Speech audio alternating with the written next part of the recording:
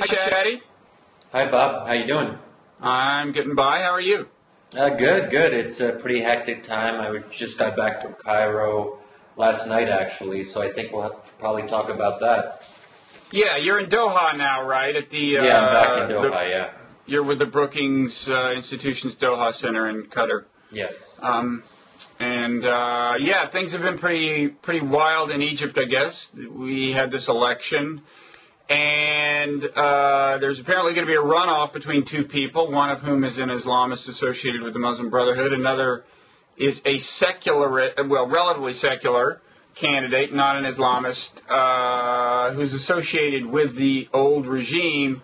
And one blogger based in Cairo, who writes the Arabist blog, called this the most polarizing outcome possible. Can you explain what you think he means and tell us whether you agree? Yeah, well, these candidates are seen to be almost polar opposites. So it's almost like you're going back in time to the way things were under the Mubarak regime, where you had the ruling party and the Brotherhood as the main opposition group and very little in between. Mm-hmm. And that's why you have this kind of disaffected group of liberals and leftists in Egypt who feel that neither candidate really represents their views. So, I mean, for a lot of them, it's really about holding their nose and choosing the lesser of two evils. And some aren't even able to do that and are likely to boycott. And that's going to be the big thing to watch the next 2 weeks before the second round of elections is, are people able to come to terms with one of the two candidates, the two that they have to choose from? Mm-hmm. Now, from the beginning, it seemed a not unlikely outcome that you would wind up with some Islamist and some secular candidate, right? Now, a lot of people thought that a different Islamist would be the finalist, right? The one who was not officially affiliated with the Muslim Brotherhood, and we might have had a different secularist, this guy Sabahi, who is I guess a socialist and a kind of a Nasser. In the Nasser mold. So I guess I'm kind of asking, to some extent, isn't this fractured structure built into the electorate, right? I mean, you've got a lot of people who will naturally sympathize with an Islamist candidate and then maybe a lot of people who won't. Yeah, I mean, this is still the main divide in Egyptian politics, Islamist versus liberal, even though I think for the average Egyptian on the street, that's not really what affects their daily life. So there's this kind of gap between the elite discourse and what people are actually worried about, which is primarily, how to get to the next day in terms of, money and food and all of that. I think what happened here, though, is a lot of people underestimated the Muslim Brotherhood. I mean, just a month ago, people were writing off the Muslim Brotherhood's candidate, Mohammed Morsi. And I've met with him a few times over the past couple of years, and he is a very uninspiring candidate. He's not the guy who kind of gets you excited in the morning. So that was part of it. And he was also a substitute. There was someone else from the Brotherhood who was supposed to run, but he was disqualified at the last moment. So what was really impressive that the Brotherhood was able to gain a lot of ground in the last few weeks. And I think what people have to remember each time there's election in Egypt, the Brotherhood has the best electoral machine. These guys know how to get out the vote better than anyone. We're talking about micro-targeting. We're talking about kind of old-fashioned, bare-knuckle, door-to-door politics.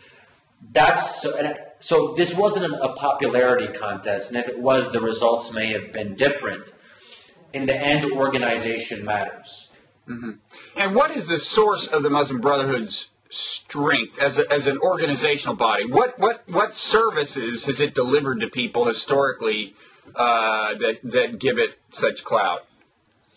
Well, I mean, historically, they've run essentially a state within a state, providing educational services. They have banks, businesses, foundations. They provide charity services.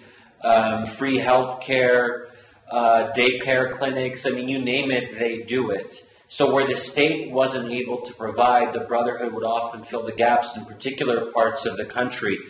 And they're among the people. I mean, we're talking about hundreds of thousands of Brotherhood members who are devoted to the organization, who mix with the people, and that's very different than many of the elite liberals and leftists who are based primarily in Cairo and Alexandria, who haven't traditionally had much of a presence among ordinary Egyptians. Mm-hmm. Okay. So then the other guy is, so Morsi is the Muslim Brotherhood candidate. The other guy is Ahmed Shafik, who was a former general who was one of the series of, I guess, prime ministers in the late stages of the Mubarak regime.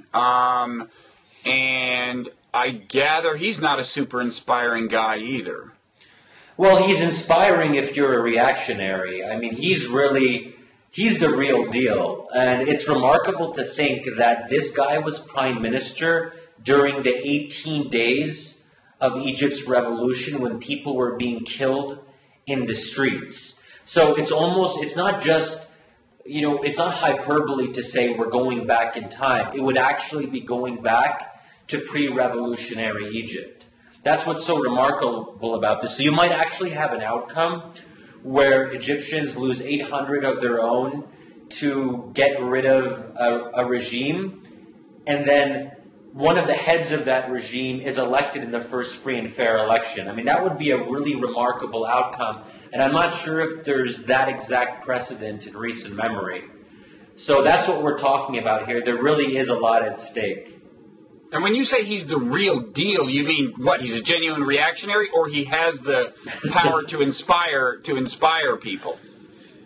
So there's a term in Arabic, falul, which means remnants of the old regime. So the kind of light falul was Amr Musa, who, he was part of the old regime, but he changed over time a little bit. He may have been acceptable.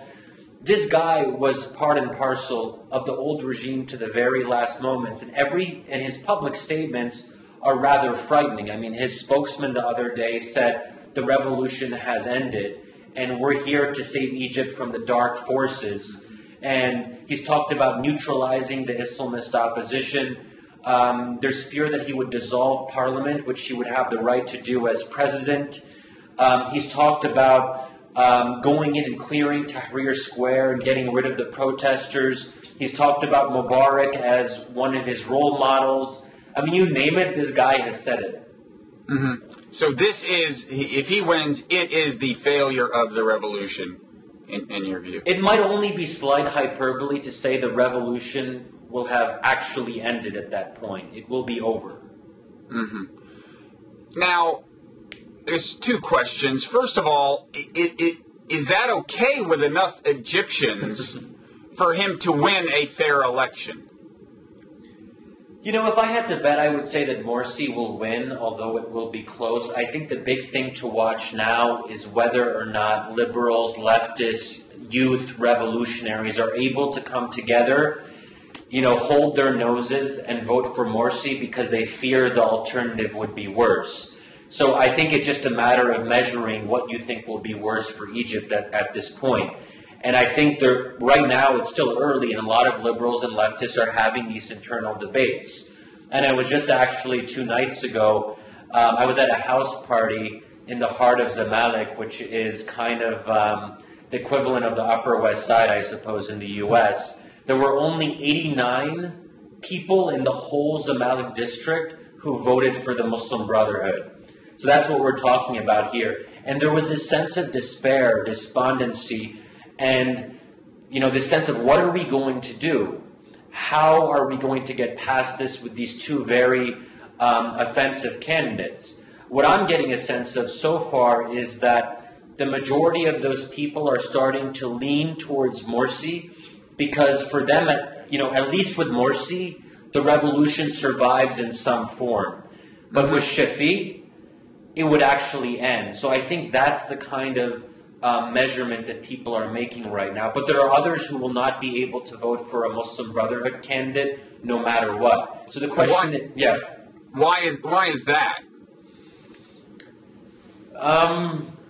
There's a couple things that I heard a lot the past week in Cairo. I mean, one is that the Brotherhood already controls parliament, and if they have the presidency, that's just going to be too much. They'll monopolize political life. But I think it's a more fundamental fear, that the way some people live is going to be forever altered, that with the rise of a popularly elected Islamist government, their personal freedoms will be at risk, and they won't be able to do the things that they've done for the past, couple decades. So I think when you get to the issue of personal freedoms, that's what people have a lot of trouble getting past. And to be fair, the Brotherhood has not inspired confidence with its performance the past 6 months. I think they've made a number of mistakes that have accumulated over time, and there's been a lack of trust.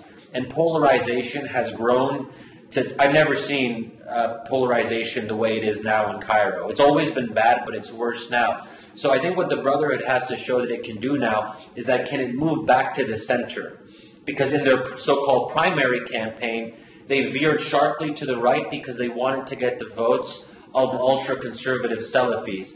Now I think they have to move back to the center, and they've already been talking that way and trying to speak in a more consensus about coming together. The question is, can they actually do that credibly? And that's what we're going to have to see in the coming days. In fact, haven't they already said, well, yes, we said that Sharia law needs to prevail, but that is already embedded in the Constitution as much as it needs to be embedded, right? Aren't they saying that? Yeah, I mean, the Brotherhood's position is not to alter that article of the Constitution. It's already there. And I think in many ways, the gap between the Brotherhood and others isn't necessarily as big as people might think, at least not in the short run. I think what people are worried about is if the Brotherhood entrenches itself in government, 5 years down the road, 10 years down the road, it's going to shift the whole political spectrum to the right, and there's going to be Islamization, and it'll be very difficult to reverse that. So I think there's this kind of fear that the Brotherhood might talk moderate now, but in the future, we're going to see their more conservative tendencies coming out. I think some of this may be justified, but to be frank, a lot of it is not really based on evidence. A lot of it is based on fear, which isn't always founded in the reality of the situation. And so that, in that sense, it's hard to really have, a real discussion about these things because it's a fear of the unknown. And the Brotherhood, unfortunately, has not been able to reassure people about their fears. But historically, the Brotherhood is a very pragmatic organization, right? So, I would think to some extent, the question is, well, will they, assuming they are ruling, be operating in a fundamentally democratic environment where they have to really pay attention to what people want, A, and then B, what do people want? Because historically, they have really shown quite a bit of flexibility in terms of doing what it takes to remain prominent, right? Oh, yeah, the Brotherhood is extremely pragmatic. In fact, as I've argued before, they're so pragmatic that people actually don't trust them because they seem to flip-flop a lot and go back and forth. Here's the thing. If the electorate is a right-wing conservative electorate in a place like Egypt, that means the Brotherhood is going to have to, at various points, move to the right. And the fact of the matter is that there's a big slice of Egypt's electorate that is further to the right than they are. And they're represented by the Salafis, who got 25% of the vote in the parliamentary elections. And that's why generally the past few months we've seen the Brotherhood shift to the right, not because I think they ideologically feel they need to, but because that's pragmatism. To be pragmatic in Egypt today is sometimes to move further to the right. That's the kind of irony when we use a word like pragmatism. So, we're going to have to wait and see whether this Salafi right-wing constituency remains powerful and popular in the coming years. I don't think this is unique to Egypt. I think everywhere in the world, in a lot of countries in the world today, especially countries that have economic problems, you're seeing right-wing parties do much better than they have before. Mm-hmm. So I think it's a kind of global phenomenon. So during the run-up to this election, the Brotherhood has been talking as if they were Rick Santorum, but that's because they are actually Mitt Romney. In other Yeah, words, that's a funny way to put it, but that's the way I would describe it to some extent. The Brotherhood, though, is different than Romney because they actually do have an ideology. There are a set of things they believe in. So I think that would be the difference there. I mean, Romney can do pretty much anything if the electoral situation requires. The Brotherhood isn't quite as flexible because at the end of the day, they're still going to be Islamists. Right. Yeah. But it's a variety of Islamism that is not nearly as extreme as the game they've been talking so far. Yeah, exactly. And now as we move to what is the equivalent of the American general election, they'll do what American candidates do, which is move to the center. And the big question will be, should we believe them? Some Egyptians will worry that you can believe them, that they're moving to the center, and some will hope that you can believe them. But the history of the Brotherhood suggests that you can believe them, right? Yeah, that's what I would say. But the thing is, even with their quote-unquote moderation, they're still going to be more conservative than a lot of liberals and leftists are willing to accept. So let's kind of hypothesize. There can be restrictions on alcohol consumption. There can be, tourism, the kind of Western tourism wouldn't be stopped, but maybe it would be not as prevalent as it's been before. You might have sex segregation at different levels of schooling. You might have the government using the media to promote an aggressively Islamic message, maybe encouraging women to put on the headscarf but not forcing them. There's a list of things that might happen in an Islamist Egypt that aren't necessarily anti-democratic but are illiberal. And that's what I've been arguing, is that in a lot of Arab countries, the more democracy you have, the less liberalism you have as a result. And I think we as Western observers, we sometimes assume that the two go hand in hand. But that's simply not the reality on the ground in countries where people are quite religiously conservative. So I think that's the problem there, that however moderate the Brotherhood is, you're going to have this liberal elite in Egypt that is in a very different place in terms of their worldview. Okay, so what would you guess, even if the Brotherhood is as flexible as you expect, which is not infinitely flexible, in moving to the center, what lifestyle changes would you still expect? What would you kind of bet on happening? Would it be about what women can wear on the beach? What are the things that liberals fear in Egypt that actually are likely to happen under a Brotherhood government? Yeah, well, some of the things I just mentioned, I don't know if they sound, not to kind of belittle it, but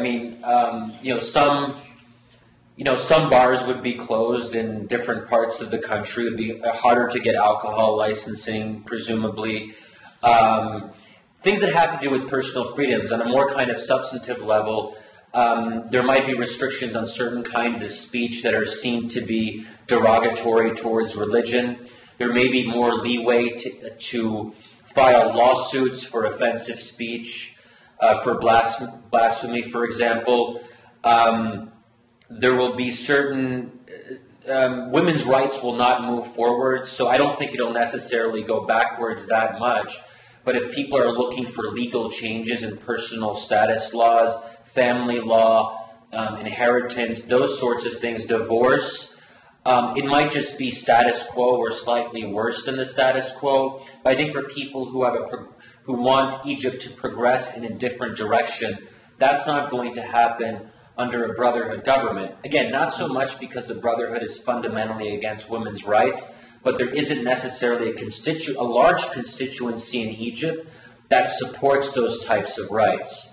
So again, you have a problem where you have liberal elites in Egypt that are far away from where the ordinary Egyptian might be on these controversial issues. To give you one example, there was a YouGov poll last April where only 17% of Egyptian respondents said they believed a woman has a right to be president. 17%. And if you break it along gender lines, only 24% of Egyptian women said they believed a woman should be president. So that's the kind of society on these types of issues that you're dealing with. Most Egyptians don't drink. Most Egyptians have never seen a bikini because they don't go to tourist resorts. So these types of concerns, which may be important to some liberals in terms of how they conduct their personal life, are not things that necessarily resonate with ordinary Egyptians. So I think it depends what we're talking about. Again, I think it's worth emphasizing that for the ordinary Egyptian, it's all about, bread and economic issues and how they survive till their next paycheck, really. And that's what's kind of ironic about this whole debate, is that we're talking about the things and debating the things that are least important to the ordinary voter. I mean, there hasn't been a sophisticated discussion about progressive taxation. What should tax rates be? How do you engage in security sector reform? Those are the things that really matter now, but people don't really have clear ideas on that. Mm-hmm. Okay. One more question about life under the Brotherhood. What about foreign policy? I mean, I assume that if the former prime minister wins, you would revert to something like the foreign policy. Well, maybe I'm wrong. Something like the foreign policy under Mubarak, which is fairly compliant from America's point of view. What about under a Muslim Brotherhood government? Well, I don't think that we should assume that just because an old regime candidate wins that it'll kind of be a reversion to compliance with the U.S. I mean, we have to remember that the Egyptian military, the ruling military council, which receives $1.3 billion from the U.S. and is supposedly our close ally, they've engaged in one of the most revolting anti-American campaigns the past year and a half. They have said everything imaginable about America using the full force of state media. So, I mean, we shouldn't assume anything anymore. Unfortunately, being anti-American gets you popular support. It's a way to burnish your national credentials. I think the only thing that everyone in Egypt seems to agree on right now is hating Israel. And to some extent disliking the U.S., to use a milder term perhaps. That said, I think if Shafik wins, it is going to be different from a Brotherhood presidency, because you're going to see an anti-Islamist foreign policy. He's not going to want to, become close to Hamas. He won't be supporting Islamist movements in other countries. So in some sense, it'll be different. Now, if the Brotherhood gets the presidency, that entails a different set of considerations for American policymakers. Now, as I said before, the Brotherhood is quite pragmatic, including on foreign policy. And they've said that they're going to respect the treaty with Israel. They have said, though, that they're also willing to consider reviewing that treaty. And God knows what's going to happen, 5-10 years from now. So that's a difficult file to work with. And I think that, that's why I've always advocated that the U.S. engage with Islamists early and often, because the better the relationship we have with them, the more leverage we have with them, the more we can put pressure on them to respect our U.S. national security interests. But unfortunately, this is a whole different conversation. The Obama administration has been very late to the game on pretty much everything having to do with the Arab Spring. Mm-hmm. I guess to some extent, the question of foreign policy under Shafik is the question of how enduringly, of whether Egypt will be more democratic than it was before the revolution, even under a Shafik regime, right? I mean, that's the reason it's been so anti-American lately, that the state media have been so, I assume, anti-American lately, is because for the moment, Egypt is democratic, and you need to be responsive to public opinion. Yeah, it's as simple as that. The more democratic a country is, the more anti-American its policies will be, at least in the short run. I mean, I think that can change if we kind of rethink how we approach the region. But yeah, so if Shafik is elected and some semblance of democracy somehow survives, maybe it's a kind of, very flawed, mixed, semi-authoritarian system, but that still has to be somewhat responsive to the people. Shafik is still going to have to play to anti-Israel and anti-American sentiment. Just as the military council did just a couple months ago, where pretty much we had 6 Americans who had to hide and flee the country. So I mean, that's why I think the U.S., whether, Romney, Obama, whoever it might be, we have to fundamentally rethink how we're going to engage with the democratic Egypt. But not just the democratic Egypt, any country that is going through these changes, there has to be a reset. And that entails a lot of things. And again, we're not really doing it. So I'm not very optimistic about, 5, 10, 15 years down the road. I mean, I would love to see a time where people don't hate the U.S. in a place like Egypt. I just don't know when that's going to be. Yeah. And what about the view that, and this applies to both domestic and foreign policy in principle, that the best way to moderate Islamism in general in Egypt as a movement is to actually give it power? That's a big kind of academic debate. I actually am not necessarily a proponent of that, and actually my PhD dissertation made in some ways the opposite argument, that repression under certain circumstances can have a moderating effect, and that democracy can actually empower radical forces, because if the median voter is further to the right, in democracy you have to move to where the median voter is. And again, I don't think this is unique to the Arab world. I think in a lot of places, as populations radicalize, democratic leaders have to follow suit. I mean, there's a lot of different considerations there, so I don't think that's necessarily going to happen in each case. But I think you can already see signs where Islamists are starting to move more to the right on certain issues. Now, that's again why I think we have to be creative. What was one reason why the Turkish Islamists were able to moderate over time? It's because they were embedded in an institutional structure into the EU accession process.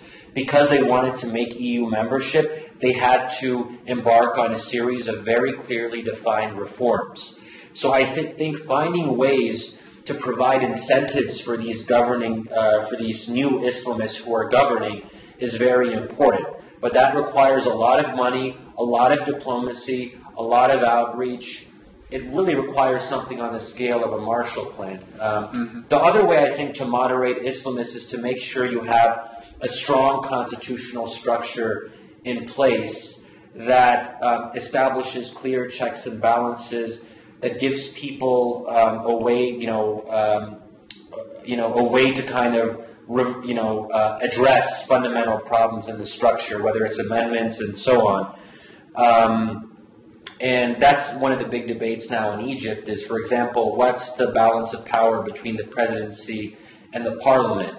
What is the role of the judiciary going to be? Supreme Constitutional Court. So a lot of it also has to be about institutions and structures that constrain people from overreaching. Mm-hmm.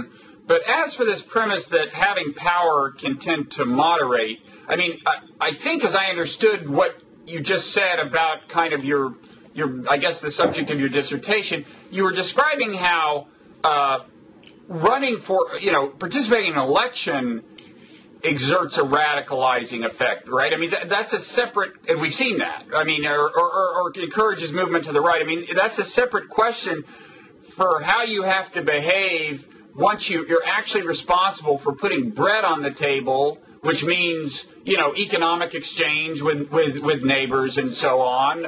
And, you have all the responsibilities of actual authority. And as far as Turkey, I mean, it's true you could say that the aspiration to join the EU had a moderating effect, but it's also true, isn't it, that the moderation coincided with actually having attained power, right? I mean, since acquiring power in Turkey, the Islamists have become more moderate, as I understand it.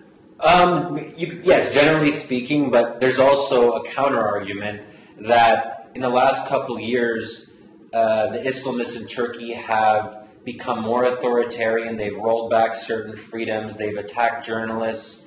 That there are some troubling trends. I mean, we're going to have to wait and see how that turns out. In the more recent, yeah, and you might say that coincides with them finally giving up on the EU thing.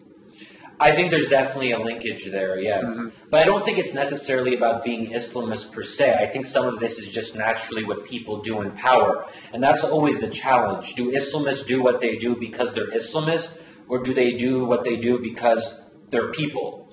And I think that's where a lot of the analysis becomes blurry, and people assume that there's something fundamentally distinctive about Islamists that makes them bad and scary.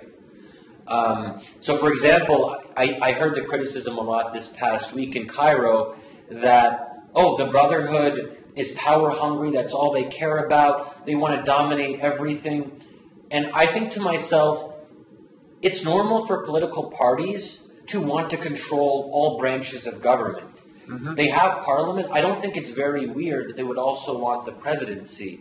And I don't think there's something fundamentally nefarious about that. I think that's what people do. They want more power than they currently have. Yes.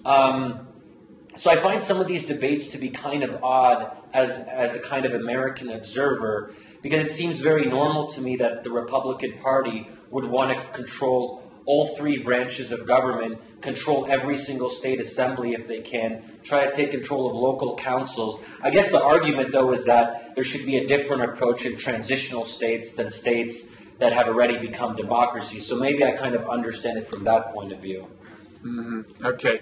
Now, we've been, the premise here has been that, you know, the people's will win out. But I have a question. I mean, if you've got, you know, first of all, there have been allegations of electoral irregularities, and in fact, the Sabahi is challenging the results, and I don't know if anything will become of that. But in any event, you know, you've got two candidates, one of which the current, in effect, ruling regime, that is to say, the military, favors, and one of whom it doesn't favor. I would think two things. First of all, the chances of out-and-out irregularities can't be overlooked. But secondly, that it has the power to do things in the coming weeks that will make people more and more concerned about order. And so I would think on both of those grounds that you might want to bet on the reactionary here. You know, those are legitimate points, and it depends how blatant the ruling military council wants to be. And they also have to be sensitive not to be seen as intervening too aggressively. And they also have to be fully aware that if Shafik wins, that might be good for them in the short run, but it means people will be back in the streets and there will be talk about redoing the revolution and essentially starting over. And that could be extremely messy. We could see a real spiraling into violence where we have mass protests in Tahrir Square, dissolution of parliament, annulling of election results, the parliamentary results, in that case. People, God knows. That's a very scary scenario if you kind of walk it out and see where it could possibly go.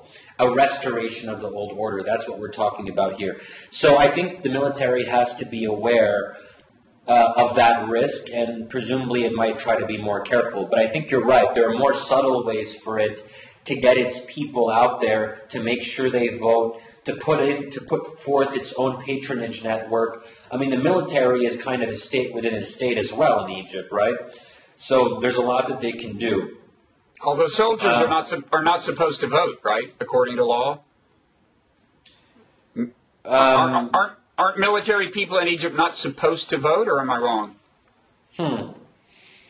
Because I think one of the allegations of Sabahi is that ballots were in fact distributed to soldiers and they weren't supposed to have been. You're right. I'm not sure what the exact legal regulation is on that, but that was a concern that's been raised by the Sabahi campaign, that there was irregular voting from members of the armed services and the police forces. Either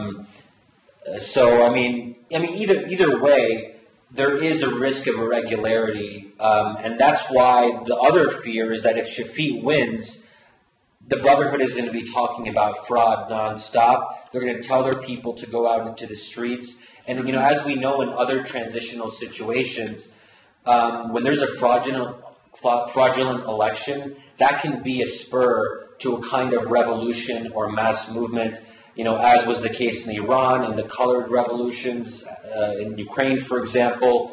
So this transition is very much under threat. So I think that's the basic takeaway from the events of the past week. Egypt's transition could collapse. Okay. So, two final questions about Egypt. That shouldn't take long. One is, do you have a favorite between these two candidates? And the other is, do you have a prediction? Well, I try not to take sides in elections that I'm not part of. As for what would be best for Egypt's stability and for American interests, I think a Shafik victory would be pretty bad for both.